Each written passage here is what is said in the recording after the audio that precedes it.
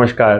भद्रा तिथि लग रही है या भद्रा लग रही है शिवरात्रि चतुर्दशी पर। बहुत लोगों के प्रश्न है कि जल अभिषेक उस समय करना है या नहीं। जैसा कि मैंने पिछली वीडियो में भी बताया, सुबह 5:37 से लगभग 3:30 बजे दोपहर तक भद्रा रहने वाली है। तो पहले भद्रा समझना होगा क्या होती है। अलग अलग कथाएं भद्रा को लेकर भी बताई जाती हैं, लेकिन जो पंचांग कहता है वो ये कहता है कि 11 प्रकार के करण होते हैं। पंचांग तिथि वार नक्षत्र करण योग से बनता है, तो उसमें से करण 11 कर्ण जो है वो 11 हैं। 11 नाम हैं उन करणों के। प्रत्येक तिथि पे 2 करण आते हैं। पूर्वार्ध तिथि यानी आदि तिथि पर एक करण और अगली तिथि आदि तिथि पर दूसरा करण।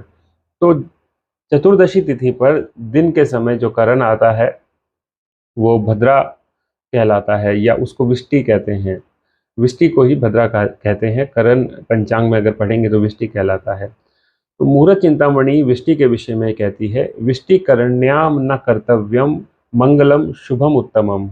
अर्थात विष्टिकरण में मंगल कार्य, मांगलिक कार्य, शुभ कार्य करना वर्जित है, नहीं किए जाने चाहिए।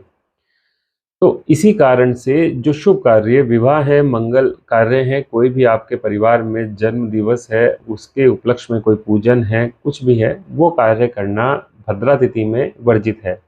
किंतु जो हम नित्य प्रतिदिन पूजा करते हैं, या कोई हमें एक निश्चित त्यौहार आ रहा है जिस पे पूजा करनी ही है, तो हमें जल अभिषेक करने में कोई उसमें आपत्ति या कोई उसमें वर्जित नहीं होता।